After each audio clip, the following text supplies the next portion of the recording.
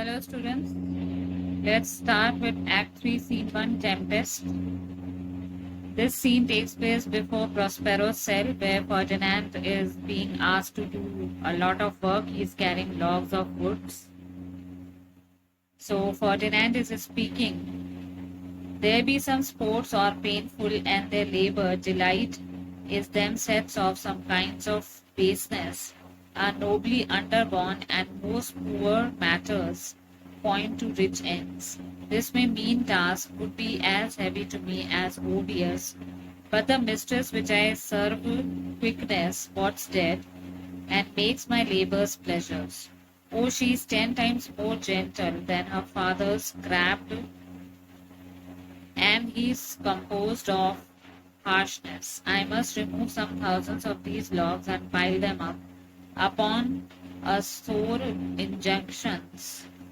My sweet mistress weeps when she sees me work, and says such baseness. Had never like executor I forgot, but these sweet thoughts do even refresh my labors, most busy least when I do it. Now here Ferdinand is speaking to himself and he says that there are some tasks that are quite painful in life, but sometimes the pleasure that we feel from inside compensates for that pain. And he says that many humble tasks or low tasks are such that like carrying these woods, logs of woods, is tedious as well as hateful to me. I do not like the task of carrying the logs of wood because to me it seems painful and hateful. But it is for the mistress, the lady whom I like so much. It is for her that I am ready to do even the most humble tasks. So this gives me a purpose to do such type of low tasks. Then he says that this lady is 10 times more gentle than her father, who is composed of a lot of harshness. And well, I have been I have been asked to carry thousands of these logs and pile them up one above the other. And then he says that this is just a severe punishment that has been given to me. This beautiful lady weeps when she sees me doing such a low task and a heavy task of carrying the logs of woods. She tells me that such hard work had never been before done by anyone so noble as me. Then he says, oh, I forget my work, let me do my work. But these sweet thoughts that come in my mind that my gentle lady loves me so much that she weeps for me gives me a lot of pleasure, and so with great energy I am able to do such a low task. So this task becomes light for me because I feel free from care when doing this task. Now Miranda enters and Prospero is at a distance, but he is not seen by both of them. Miranda says, alas, now pray you, work not so hard. I would the lightning had burnt up these logs that you are enjoined to pile. Pray set it down and rest you when this burns. 'Twill we for having wearied you. My father is hard at his study. Pray now. Rest yourself, be safe for these 3 hours. Now Miranda says, alas, I request you, please do not do such a hard task. Now, I wish that a lightning from the sky should fall down and it should burn all the logs of woods and turn them into ashes. So I request you, please do not do such a tiresome job and rest for some time when I wish that these logs of wood should burn up. Because I weep a lot on the tiredness that you are going through by carrying such thousands of logs of woods. And my father is busy in study presently, so I request you that please take some rest. At least for 3 hours he is not going to come here. Ferdinand, O most dear mistress, the sun will set before I shall discharge what I must strive to do.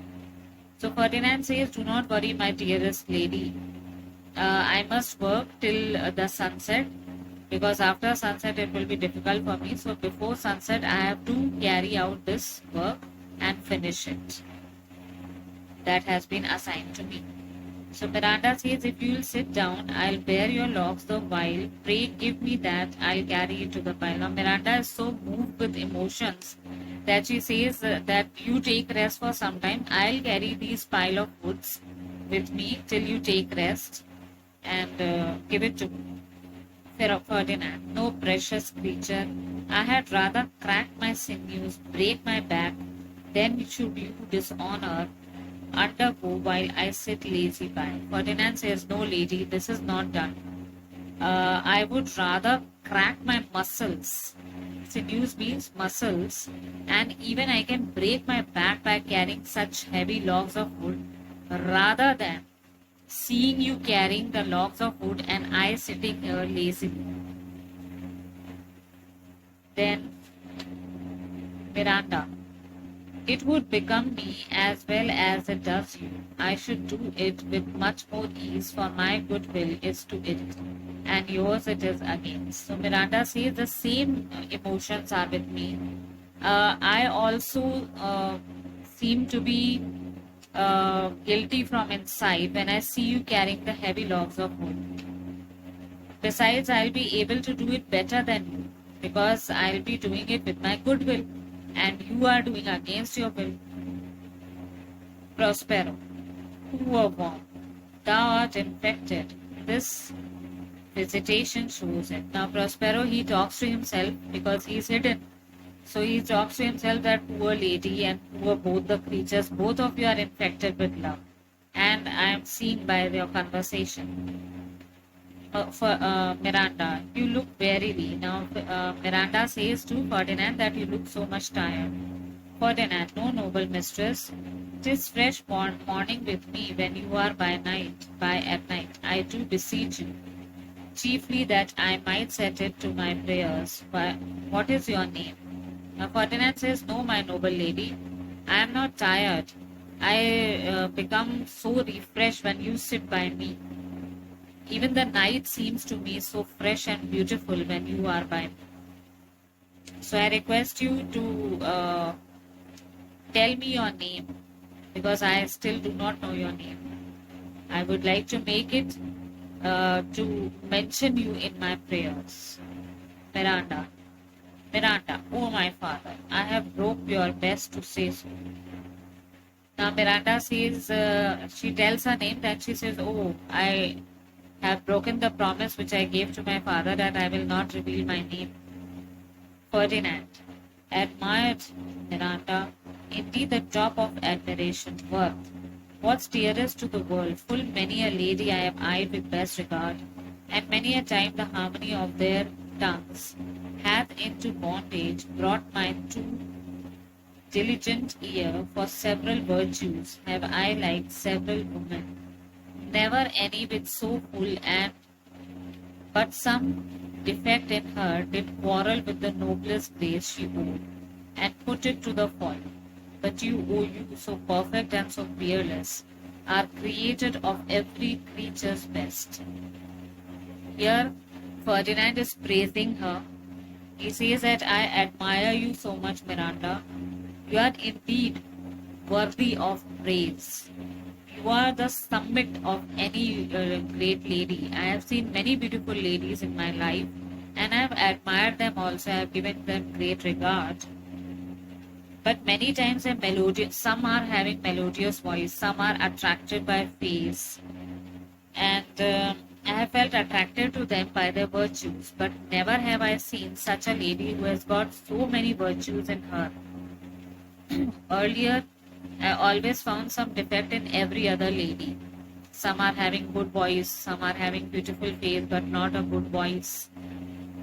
But I felt the defect in the woman every time whenever I used to meet them. But you seem to have the best of all. You have all the good qualities that I have ever seen in any lady, and I have never felt so much love towards any lady as I have felt for you.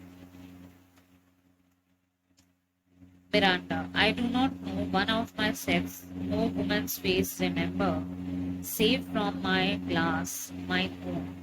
Not have I seen more that I may call men that you good friend, and my dear father, how features are abroad.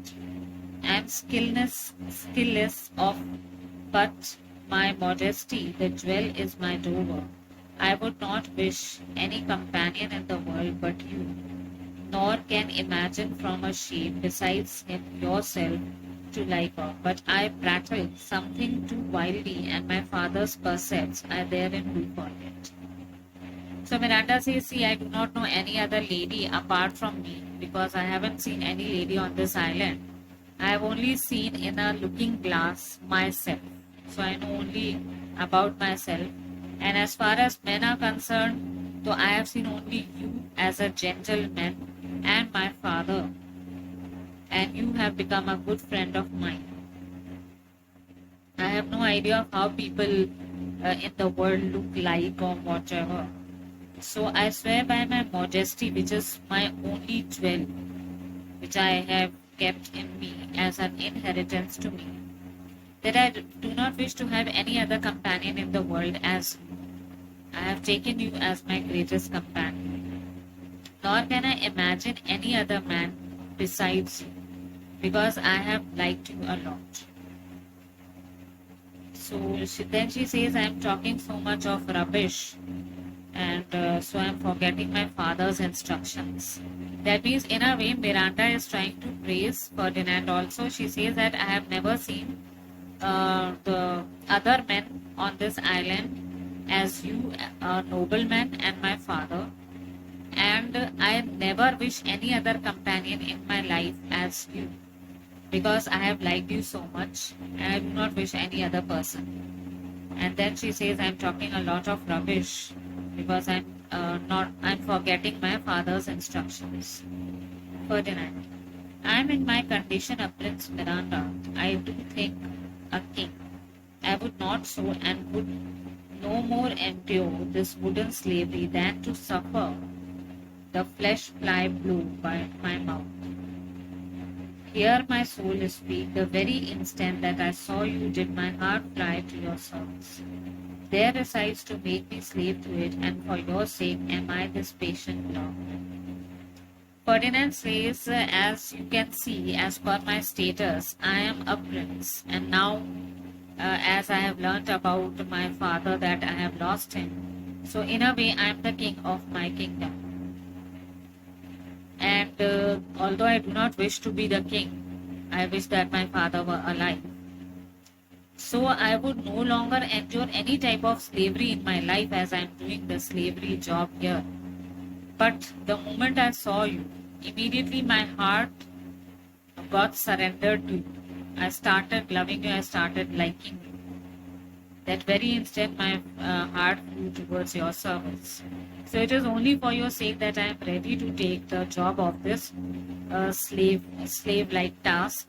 And so I have become a logman, picking up the logs of wood. Miranda, do you love me? So Miranda says, do you love me?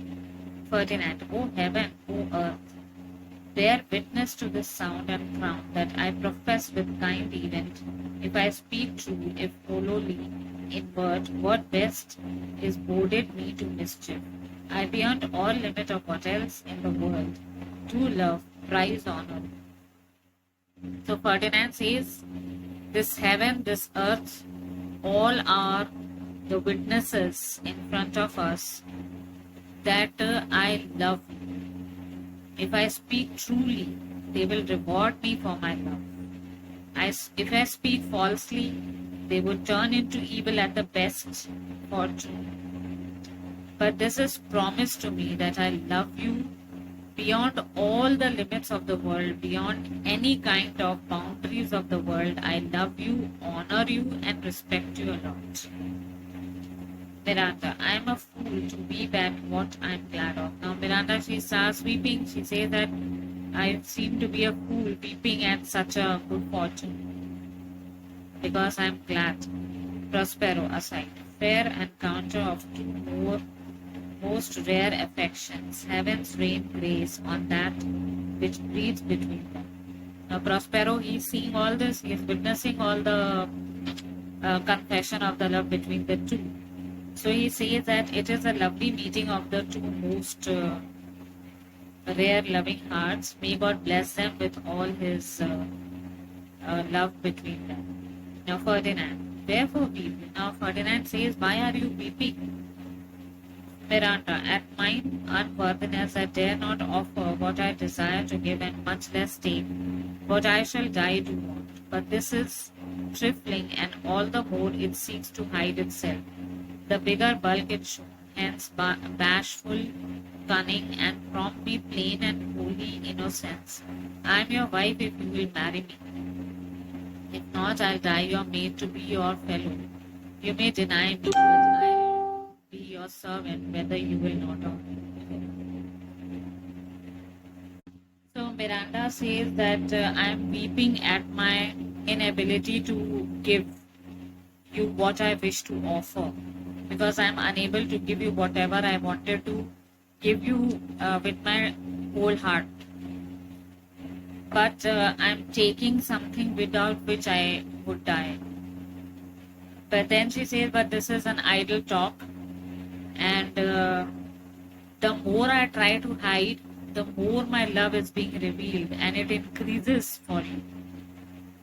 Then she says that I'm your wife. I have already considered myself to be your wife, whether you marry me or not. If you marry me, I'll be your wife. But if you do not marry me, I'll die a maid only for you, loving you throughout my life.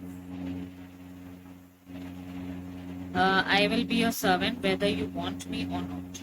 Then Ferdinand says, my mistress, dearest, and I thus humble ever.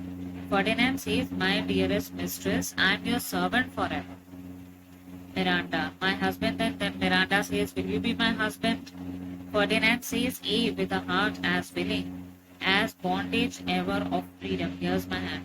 Ferdinand says, most willingly, with my full heart, I am ready to be your husband. And such a person who wants freedom. This is my hand. Take my hand. Miranda says, and mine, with my heart in it. And now farewell till half an hour hence. Miranda says, and here is my hand. This hand carries my heart. And for half an hour, I'll be separate from you for a while. Then she exits. Before she exits, Ferdinand says 1,000. Then Ferdinand says 1,000 farewells, and I'll be waiting for you. Then she exits. And Ferdinand also exits. They both go on their separate ways.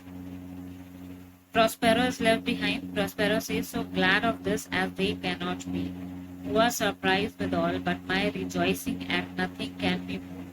I'll to my book, for yet ere supper time must I perform much business appertaining. Prospero is happy to see that both of them have confessed their love, and he says that I am glad at this love affair, and it is a great surprise for me, and I'm very much glad than any other thing that both of them have fallen in love.